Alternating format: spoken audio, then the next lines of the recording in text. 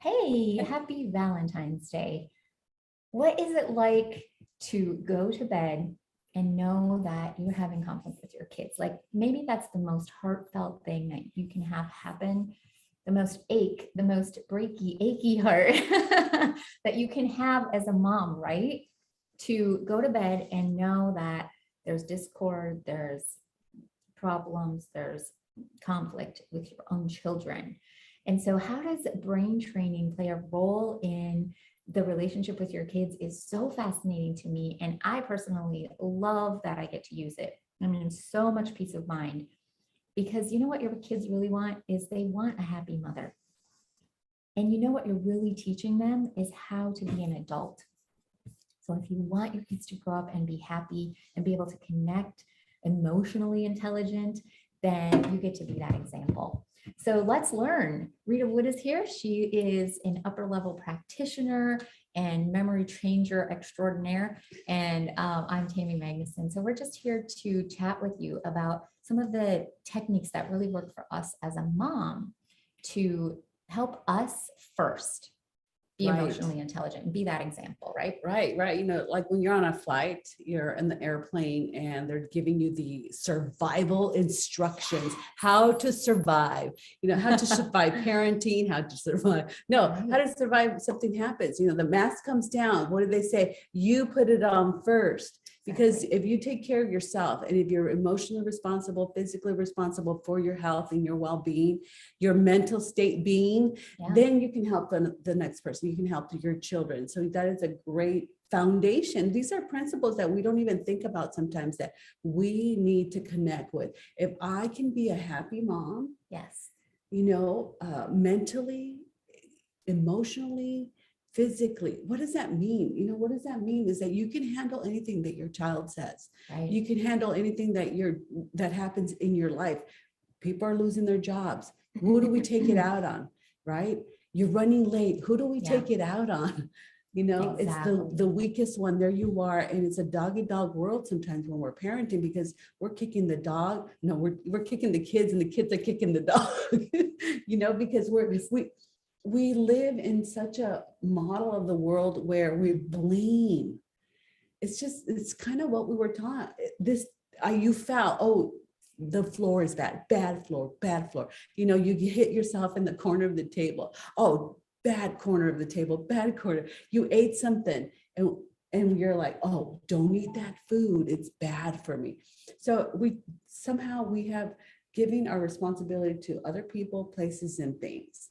And so now it's time to come and bring it back. How can we be responsible with ourselves, for ourselves, so we can be responsible for our children? Right. So let's ask you guys a question.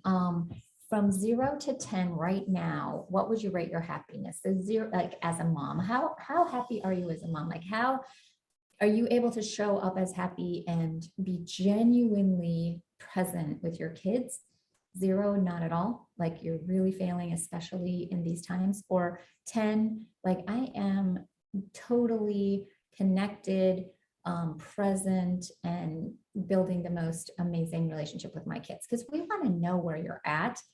And then we want to give you skills based on, you know, the level of happiness that you're having right now. And why do we think happiness is so important is because if you ask your children, and this is a good thing, like just ask them, what do you want?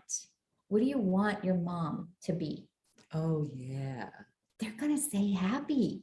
And you know why you want to do that for them? Because when they're a mom, like if nothing else, if you can't see any value in yourself being happy, if you're like, a happy mom isn't going to raise good kids, guess what? You're raising adults. So who do you want them to be as an adult? Because they're going to model you without trying. Like you're really locking them into being a stressed mom, being a disappointed mom, being a sad mom, being an angry mom. You're locking them into that lifestyle unless they can get their own mental health and their own self-care and really understand how to change some of the ways that they saw you parenting. Yeah, it's deep. It is so deep because our children from 0 to 7, they are picking up every minor detail on how to react. Something happens. Oh no, oh, no. They pick it up. Right. And so they know if you're always telling them, know this, know that, know that. So now it's when it's time for them to exert their autonomy, their authenticity. All they know is no, no, right. no. So definitely they are watching us so close, and they don't even know they're watching. It's not like they're watching us intentionally, and they're very forgiving. I always found my kids very forgiving. When I would go clean things up with them and I would say, I'm really sorry for yelling at you. Oh, it's okay, Mom. Like they totally understand. But what we don't understand is that they unconsciously are saying, I'm not good enough. Yep. I'm not capable.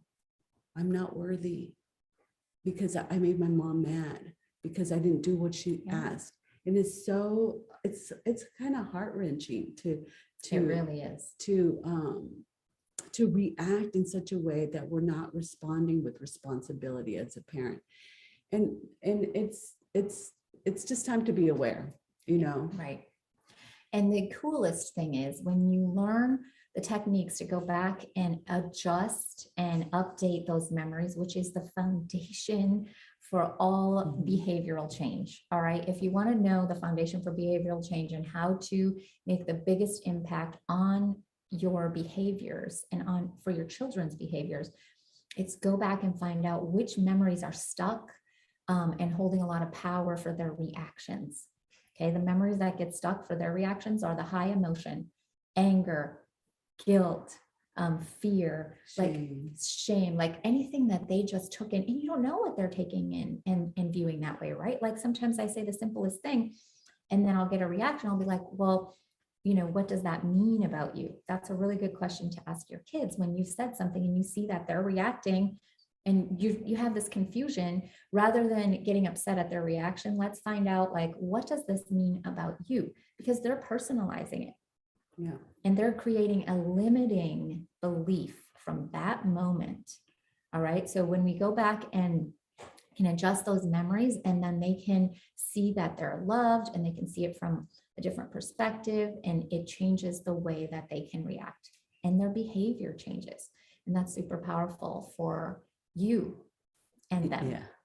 That's creating emotional intelligence when your child can respond consciously, when they can be responsible for what's going on in them. I think also mirroring them, right? Mirroring them in such a way where you can be there for them and notice what they're going through, and it has nothing to do with you, right?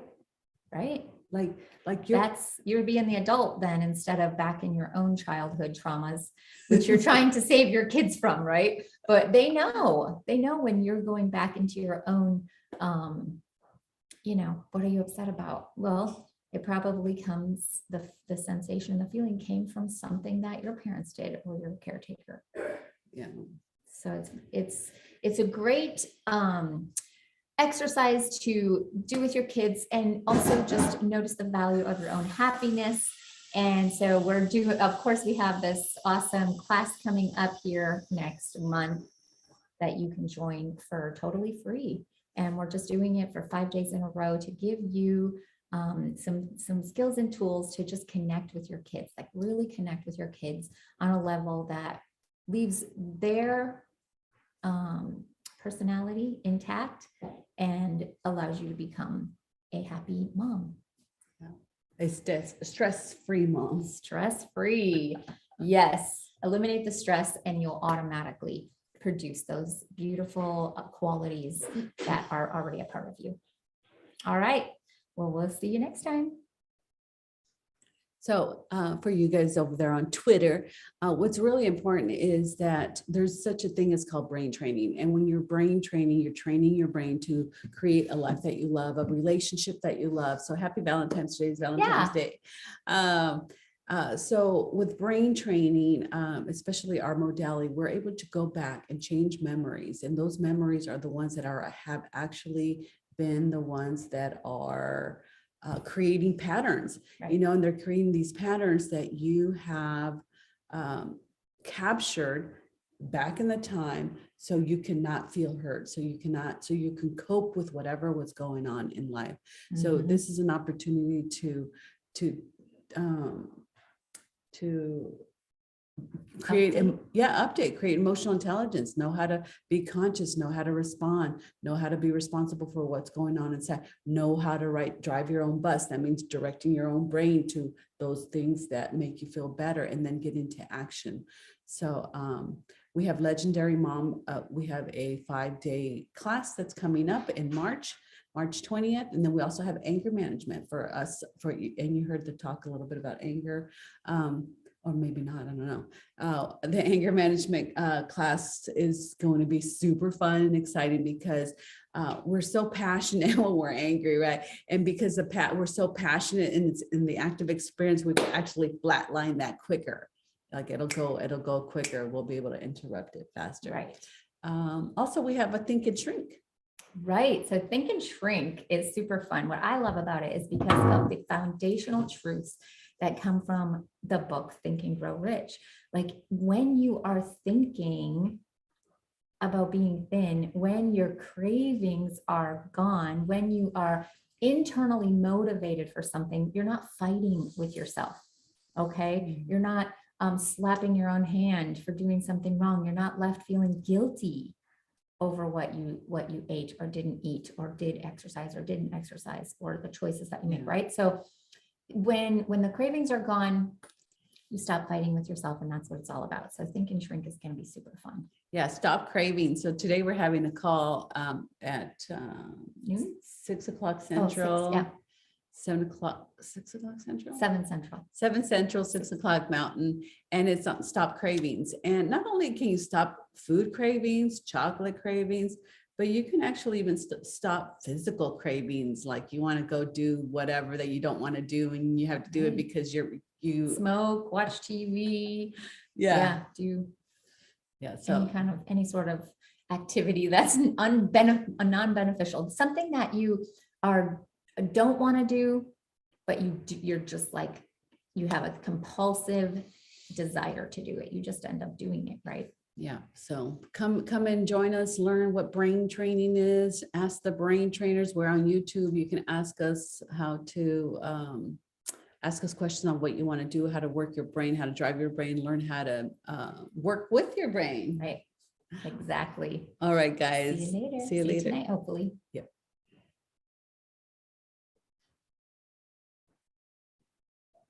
Well, that let us talk pretty long on there. Yeah. Oh, we're still on YouTube. Yep. Bye, YouTube. Bye, YouTube. Guys, we have Legendary Mom information down below. And if you're going through anything drastic or anything that you just can't handle, print out the stop technique. The stop technique is available for you. Just follow the directions.